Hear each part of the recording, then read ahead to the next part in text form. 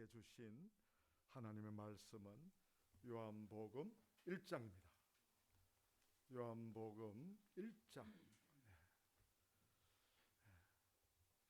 6절에서 8절까지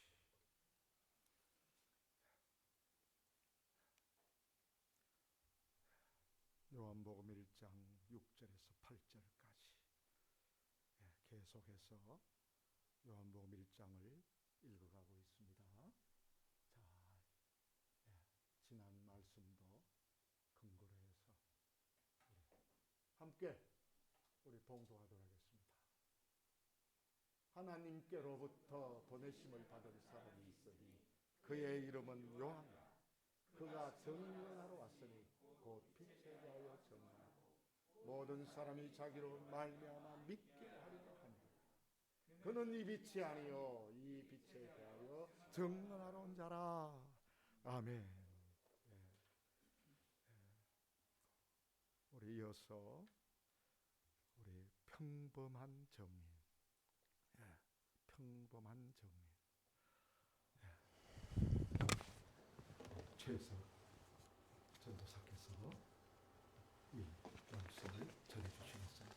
잘 경청하시기 바랍니다.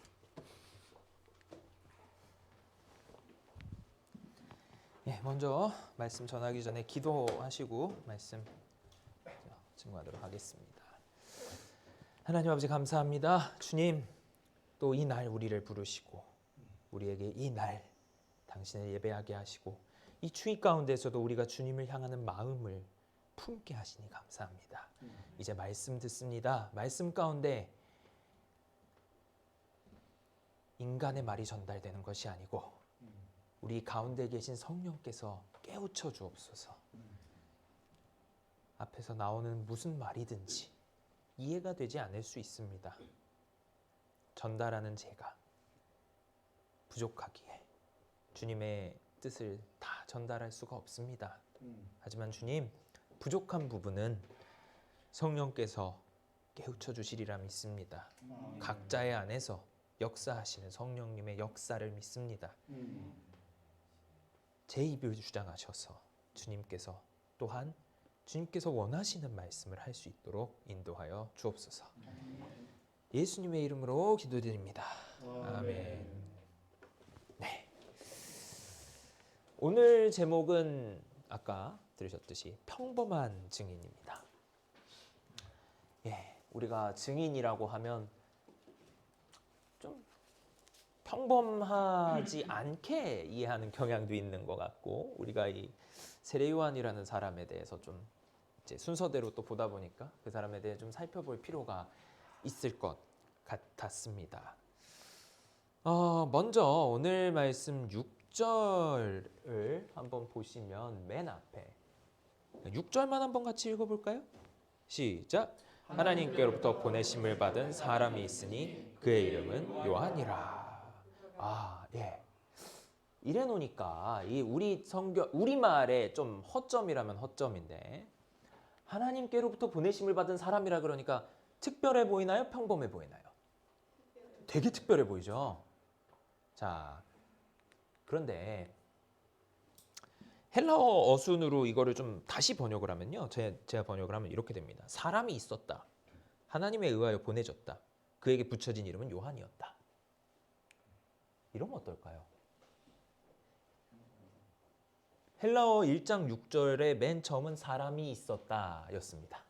어떤 사람이 있었다. 그러니까 이 사람은 어떤 사람일까요?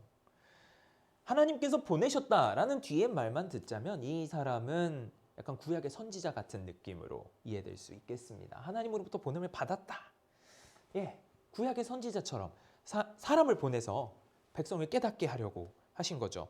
그러니까 예수님도 이렇게 말씀하셨습니다. 모든 선지자와 율법이 예언한 것은 요한까지다. 선지자와 율법 하면 우리는 가볍게 구약이다 라고 생각하시면 돼요. 왜?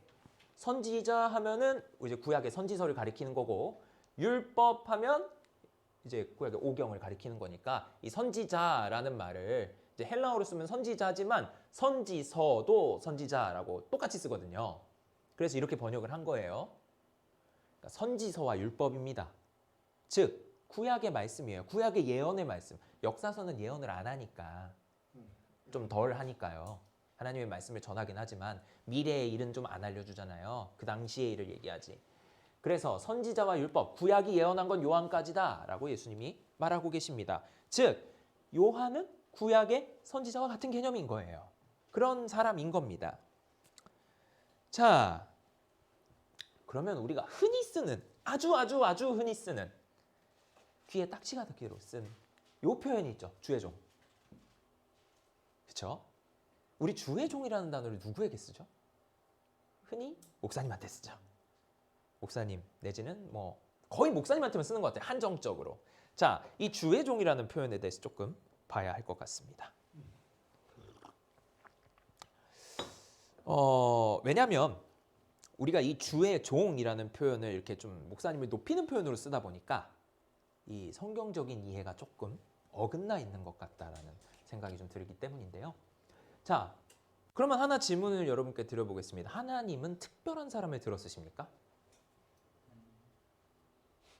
그게 아니란 건 우리가 알고 있죠. 하나님은 그냥 아무나 들어 쓰시죠. 우리가 보기에는 정말 아무렇지도 않은 사람을 들어서 하나님의 능력을 주시고 쓰신다는 것. 우린 다 알고 있습니다. 그럼 성경에서 이 주의 종이란 표현은 어떻게 쓸까요? 좀 그래서 조사를 해봤어요. 자, 주가 누구냐에 따라서 좀 경우가 나뉘더라고요. 자, 첫 번째 경우는 주가 사람이 아닌 경우입니다.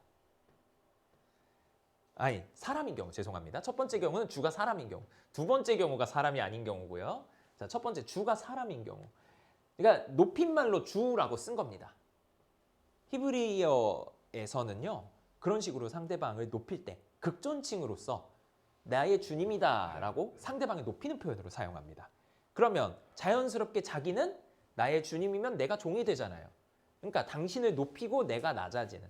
그러니까 우리말로 얘기하자면 지금 이런 경우에 야곱이 에서를 얘기하는 거면은 아유 우리 큰형님께서 뭐 이렇게 아유 저 뭐 이렇게 조금만 밖에 안 돼요. 이런 식으로 자기를 낮추고 상대방을 높이는 표현으로 주의 종이라는 표현을 사용했습니다. 인간이 인간에게 쓰는 경우예요. 형제들이 요셉을 창세기 44장 33절에서 내 주라고 표현하는 경우가 있습니다. 이때는 형제들이 요셉이 누군지 몰랐어요. 야곱을 데리러 갔을 때, 야곱 아버지를 모시러 갔을 때 이제 아유 저 나라 총리 대신님이 아버지 모셔오라 그랬다. 안 그러면 안 된다라는 표현으로 이 주님의 종들이라고 자기를 표현을 합니다. 또 이 요셉이 자기 정체를 밝히고 나서 형제들한테 바로한테 왕한테 이렇게 얘기하십시오. 당신 주의 종들은 목자이온데 이렇게 얘기하십시오. 그러니까 이거는 이제 폐하 소위는 하는 것과 다를 바가 없죠. 우리말로 표현하자면 소위는 하는 겁니다. 자, 그러면 주가 하나님인 경우. 자, 사무엘, 어린 사무엘이 주의 종이 듣겠나이다 라고 한 유명한 표현이 있죠. 또 한나가 주의 종에게 라는 표현을 합니다. 한나가 기도하면서. 또 시편 119편의 화자가 주의 종이라는 표현을 상당히 많이 써요. 자, 사무엘은 사사니까 그렇다 치고 사무엘의 어머니 한나 특별한 사람인가요? 하나님의 은총을 받았다는 거 빼고 그 간절히 기도하는 걸 하나님이 들어주셔서 아이가 생겼다라는 거 빼고 평범한 불임 여성 아닌가요? 좀 이런 표현을 하기가 좀 죄송스럽긴 합니다만 난임 여성이라고 하죠. 평범한 난임 여성이죠. 우리 주변에 좀 가끔씩 보이는 아이가 안 생겨서 고민하는 여성. 시편 119편의 화자는 시 속의 사람이니까 특별한 사람이 아니겠고요. 당연히. 왜냐하면 이거는 모두 같이 부르도록 계산돼서 쓰여지는 시거든요. 자, 신약에서 마리아. 누가복음 1장 38절에 이렇게 얘기하죠. 마리아가 이르되 주의 여종이오니 말씀대로 내게 이루어지이다. 가브리엘이 와서 너한테 아이가 생길 거야. 성령으로 된 거다. 라고 얘기했을 때 주의 여종입니다. 저는. 말씀대로 하십시오. 마리아가 특별한가요? 여기서 마리아가 특별하다 그러면은 이분의 신앙을 조금 의심해 봐야 됩니다. 가톨릭에서 오셨을 가능성이 있어요. 이건 농담이고. 요즘은 가톨릭도 안 그런답니다. 자, 그러니까 이 하나님께로부터 보내심을 받은 사람이라는 표현, 그리고 우리가 흔히 주의 종이라고 하는 표현은 그렇게 특별한 사람을 의미하진 않는다는 겁니다. 성경에서. 일반적인 사람을 의미해요. 일반적인 사람. 우리가 똑같은 사람이에요. 지금 이 자리에서 설교를 하고 있는 저도 그렇고요. 죄송하지만 계신 목사님도 그렇고요. 저기 강남, 지금 여기도 강남이지만 아주 큰 교회, 뭐 100만 명 다니는 교회 목사님도 똑같다는 거죠. 그분이라고 특별할까요? 주의 종인다면 똑같은 거죠. 하나님이 들어 쓰셨다는 그것 하나 빼고. 자, 그러면 우리 세례 요한으로 다시 돌아와 봅시다. 그럼 특별하지 않을까요? 아예 안 특별한가요? 예수님의 표현이 좀 특이합니다.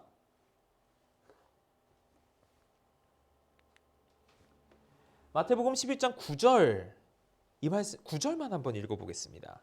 자, 시작. 그러면 너희가 어찌하여 나갔더냐? 선지자를 보기 위함이더냐? 옳다. 내가 너희에게 이르노니 선지자보다 더 나은 자니라. 자, 예수님이 요한을요, 선지자보다 더 낫대요. 예수님의 평가는 되게 굉장히 높죠. 굉장히 높은 사람으로 취급을 합니다. 자, 특별해요. 아주 특별한 것 같죠. 이렇게까지 예수님의 평가를 받는 거 쉽지 않죠. 성경이 그에 대해 예언한 거를 예수님이 인정하신 겁니다. 이건. 왜냐하면 10절 말씀 보면 여기 내가 내 사자를 앞에 보내노니 그가 내 길을 내 앞에 준비하리라 하신 것이 이 사람에 대한 말씀이니라. 말라기서의 예언을 그대로 이거 세례 요한이야 라고 예수님이 설명을 하고 계세요. 그러니까 예언받은 예언의 대상이다라고 예수님이 인정하고 계신 겁니다. 특별한 사람이에요. 그럼 우리랑 아주 다릅니까?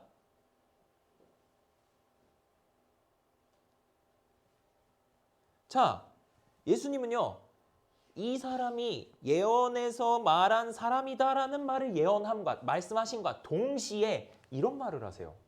같이 한번 읽어보죠. 내가 진실로 너희에게 말하노니 여자가 낳은 자 중에 세례 요한보다 큰 이가 일어남이 없도다. 그러나 천국에서는 극히 작은 자라도 그보다 크니라. 희한합니다. 여기까지는 뭐 그래요. 세례 요한보다 큰 이가 일어남이 없다. 여기까지는 우리가 아까 봤던 그 특별한 쪽에 들어가요. 근데 여긴 뭡니까? 천국에서는 극히 작은 자보다도 그가 크니라. 신천지가 이거를 갖고 물고 늘어지는 말씀 중 하나입니다. 신천지에서는 세례 요한을 배교자라고 불러요. 그래서 지옥에 갔다라고 표현합니다. 왜? 예수님이 메시아인 걸 몰랐다. 그래서 천국에서 누구보다 작다 그랬다. 그러니까 천국에 못 들어갔다. 이렇게 해석한 겁니다. 근데 그거는 좀 아니고요. 그거는 이제 신천지가 잘못 해석하는 거고. 자, 그러니까 천국에선 극히 작은 자도 그보다 크다라고 한 거는 예수님이 요한이 특별하지 않다라고 말씀하신 거라고 우리가 해석할 수 있겠죠. 특별한 사람이 아니라는 거예요. 그냥 평범하다는 겁니다. 누구든 얘보다 커라는 거는. 왜일까요? 자, 제가 본 겁니다, 이건. 하나님께서 그를 선택하신 이유가 그가 특별해서가 아니기 때문입니다. 그가 특별해진 것, 그가 예언의 대상이 된 것, 하나님이 하신 거죠. 하나님이 요한이 태어나기 전부터 선택을 하신 거죠. 그거 외에 요한이 잘난 게 있습니까? 없어요. 아무것도 없어요. 그는 여자가 낳은 자, 이 표현은 성경에서 많이 등장하는 표현입니다. 특히 예언적으로 많이 등장하는 표현이에요. 여자가 낳았다, 일반적인 사람이란 뜻입니다. 그런데 왜 그들 중에 가장 큽니까? 그 중에 하나님이 선택한 사람이니까. 그렇기 때문에 그는 특별해진 겁니다. 그러니까 다시 말하자면 이 세례 요한은요, 하나님께 선택받았기 때문에 특별해진 사람입니다. 그 외에는 평범한 사람이었죠. 요한은 그걸 알고 있었을까요? 당연히 알고 있었습니다. 마가복음에 보면 자기 자신을 광야에 외치는 자의 소리라고 하고요. 예수님이 세례 받으려고 자기 앞에 무릎을 꿇으니까 나보다 능력 많으시니라고 예수를 지칭합니다. 마가복음 1장 7절 말씀이에요. 그러니까 요한도 이미 알고 있었습니다. 나는 뭐 평범한 사람이라는 거. 자, 누가는 요한을 어떻게 봤을까요? 자, 요한이라는 말의 그 이름의 의미는 이제 하나님께서 주셨다, 혹은 하나님은 은혜로우시다, 두 가지 뜻이 있습니다. 요한은 여호야난, 요하난 이렇게 그 히브리어로 쓸 수 있는데 이제 요가 하나님을 의미하거든요.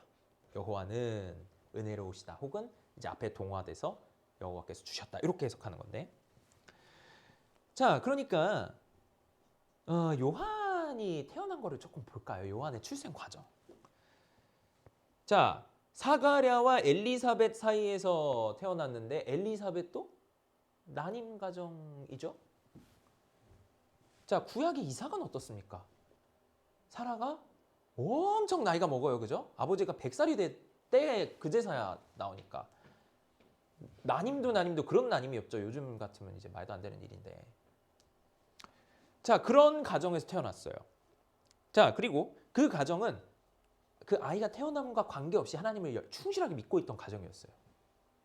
아브라함은 하나님을 직접 만났죠. 사가랴도 대제사장이었잖아요.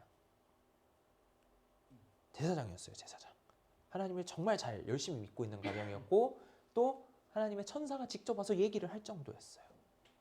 자, 그리고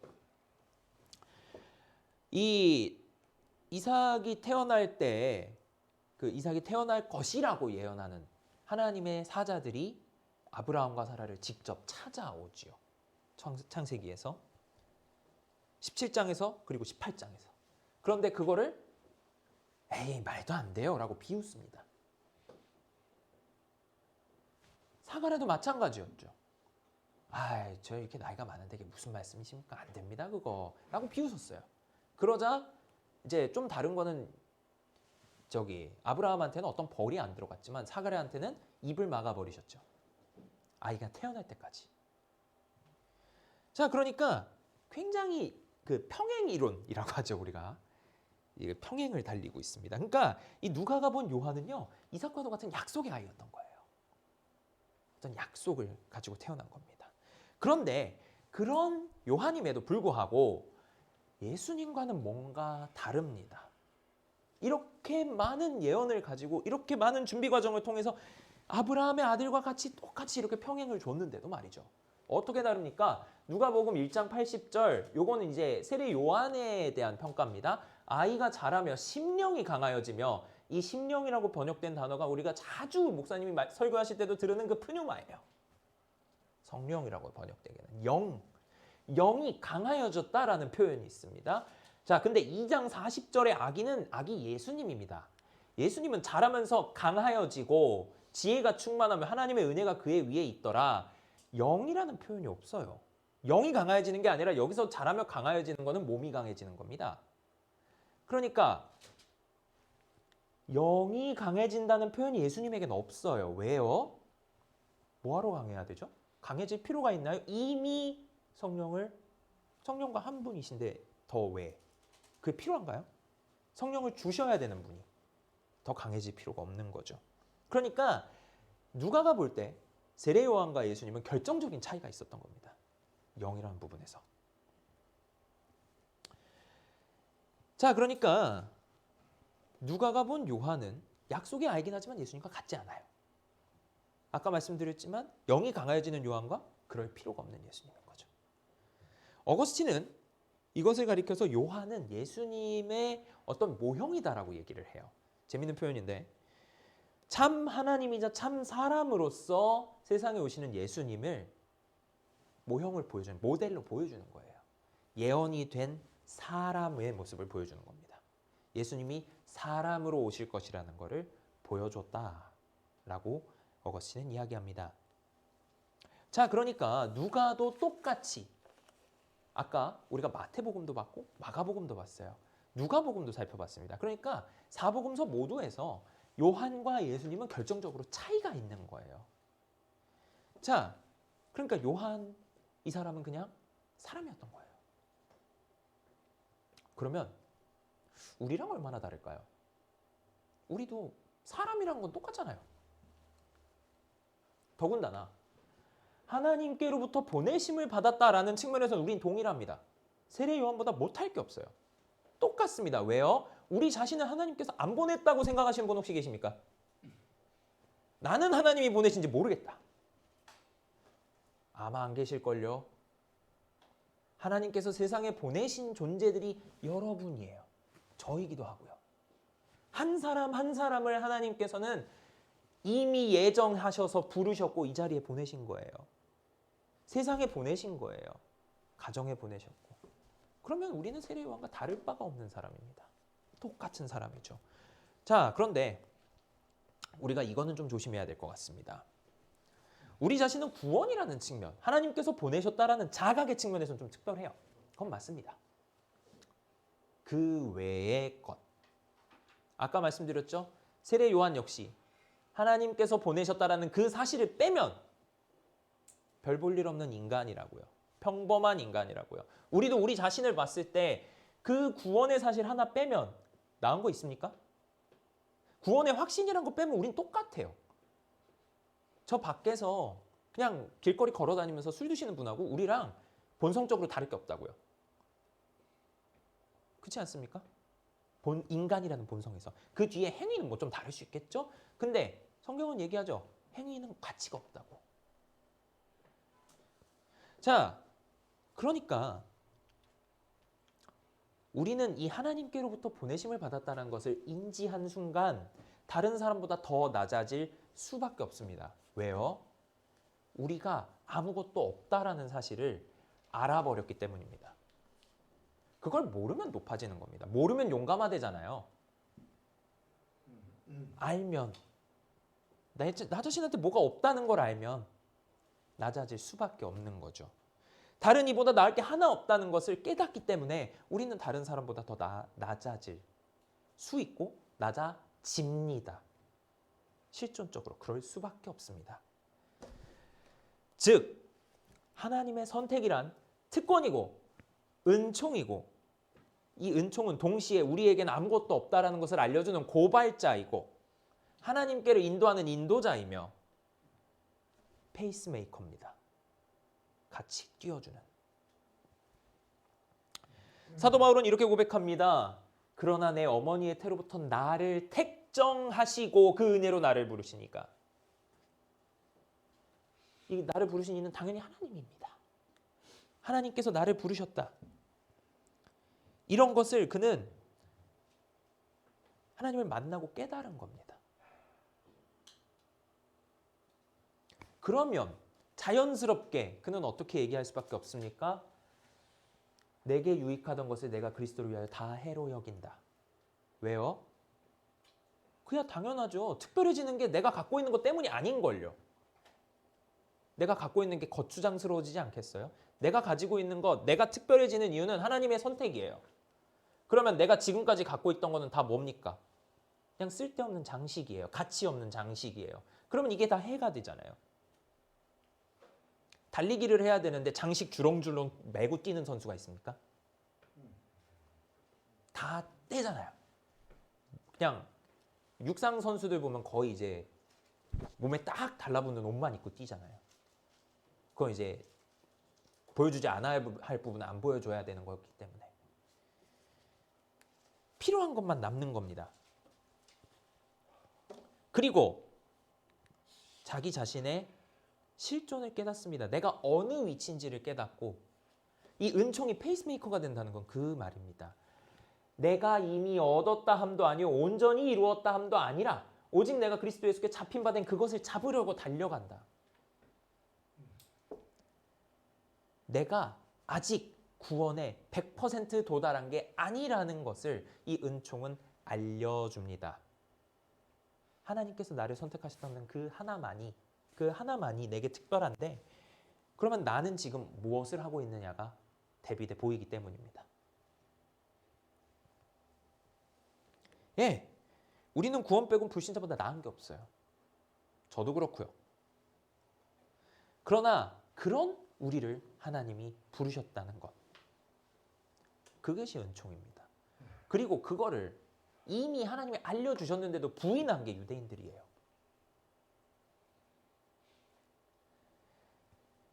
하나님은 우리 속에 자기를 나타내시는 걸 기뻐하시기 때문에 우리를 선택하셨습니다. 이건 이따가 말씀으로 볼 겁니다. 이건 제 표현이 아니에요. 바울의 표현입니다.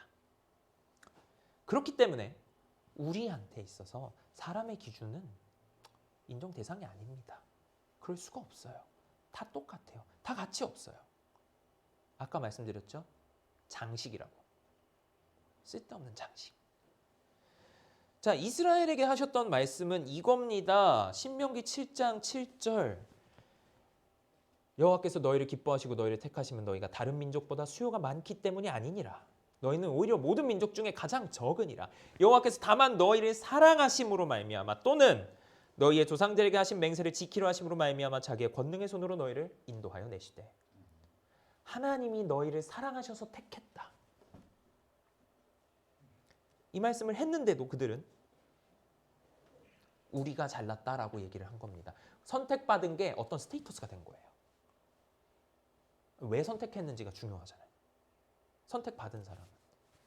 그 경연 프로그램, 가요나 이런 거 경연 프로그램도 꼭 선택을 하면 평가를 다 하잖아요. 왜 선택하는지 다 얘기해 주잖아요. 왜 선택하지 않는지도 얘기해 주죠. 그러니까 왜가 중요한 겁니다. 왜? 나를 왜 고르셨는지. 그걸 모르면 이런 식으로 스테이터스가 될 수밖에 없어요. 아, 난 선택받았어. 그러고서 교만해집니다. 왜 선택받았는지에 대한 자각이 없기 때문입니다. 자, 바울이 자기를 어떻게 보는지 볼까요? 사람들에게서 난 것도 아니요. 사람으로 말미암은 것도 아니요. 오직 예수 그리스도와 그를 죽은 자 가운데서 살리신 하나님 아버지로 말미암아 사도된 바울은, 자, 이 사도란 말도 되게 어려운 말이지만 원어로 보면 아포스톨로스란 표현인데, 자, 다시 말해볼까요? 보내심을 받은 자입니다. 그럼 뭐예요? 사도 요한하고 사도 요한이래. 세례 요한과 똑같은 표현이죠. 하나님께서 하나님 아버지로 말미암아 보내심 받은 자 된 바울. 하나님 아버지가 보내셨대요, 자기를. 바울은 여기서 자기 인식이 하나 추가되죠. 예수 그리스도도 나를 보냈다. 그러니까 우리는 이 바울의 고백을 좀 머릿속에 깊이 새길 필요가 있습니다. 우린 누가 보냈습니까? 예수 그리스도와 하나님 아버지가 보내신 겁니다.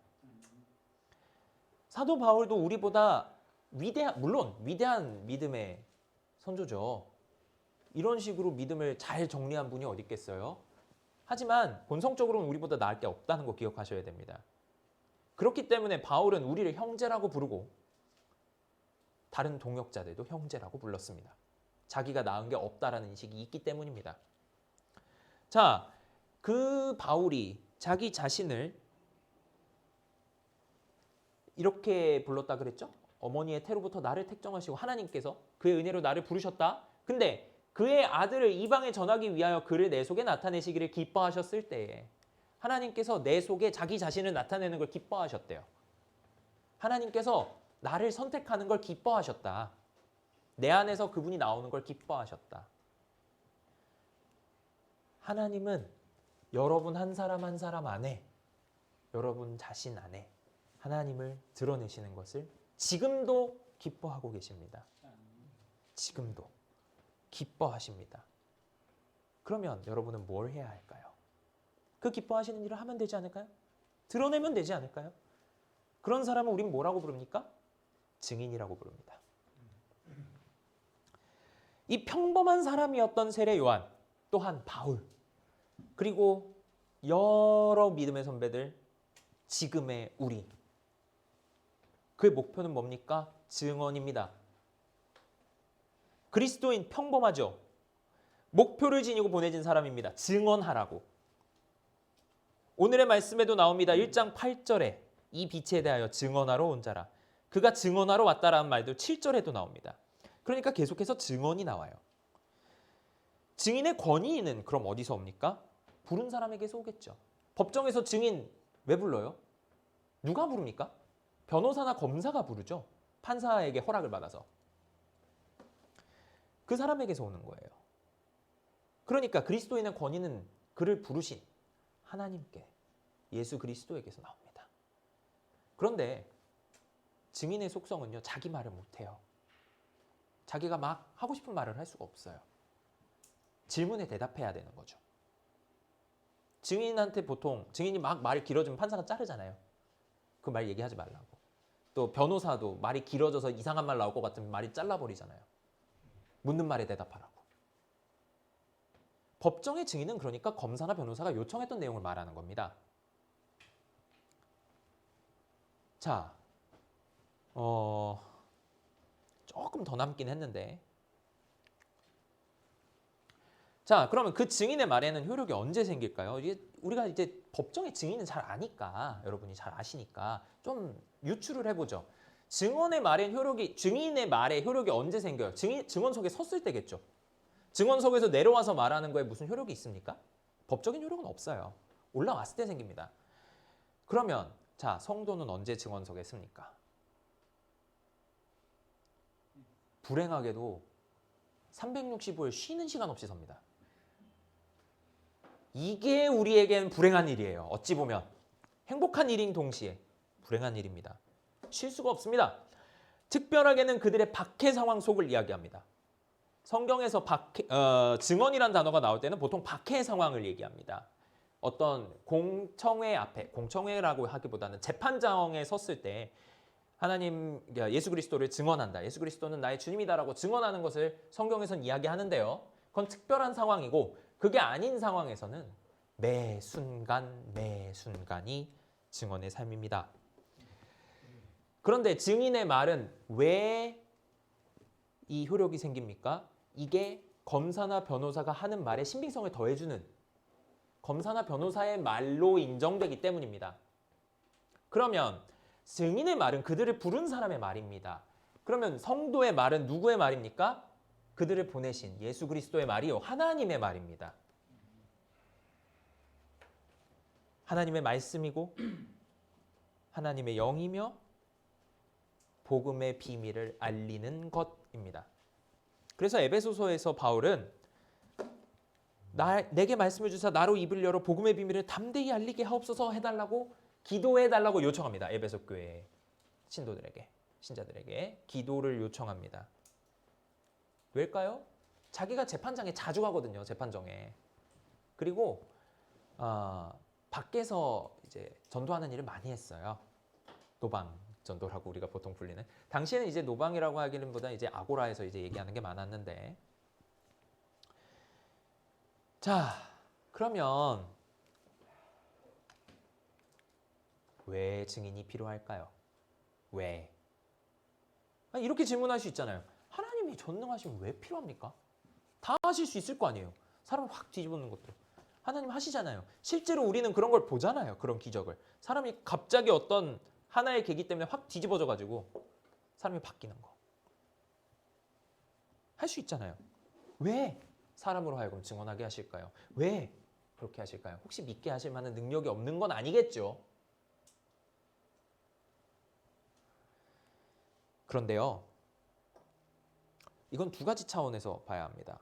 하나님은 아까 바울이 얘기했듯이 믿는 사람 안에서 자기를 드러내는 걸 기뻐하신다. 그게 첫 번째고, 두 번째는 이 성령의 일들이 가진 본질 때문입니다. 고린도전서에서는 이렇게 얘기해요.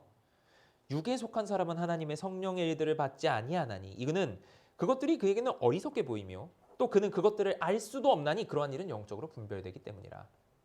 하나님의 성령이 없는 이들에게는 그걸 알 방도가 없어요. 그래서 증언이 필요합니다. 그래서 방법이 없는 거예요. 하나님이 나타내시려고 해도 그걸 알 방법이 없어요. 하나님의 영을 받지 않는 사람에겐 말이에요. 육에 속한 사람에겐 그걸 알 방법이 없어요. 본질적으로 세상은 하나님을 받아들일 수가 없습니다. 그 일 자체가 구분됩니다. 예수 그리스도에 대한 것도 하나님에 대한 것도 하나님이 뭘 어떻게 하시든지 증인이 없으면 세상은 그를 받아들일 준비조차 할 수가 없기 때문입니다.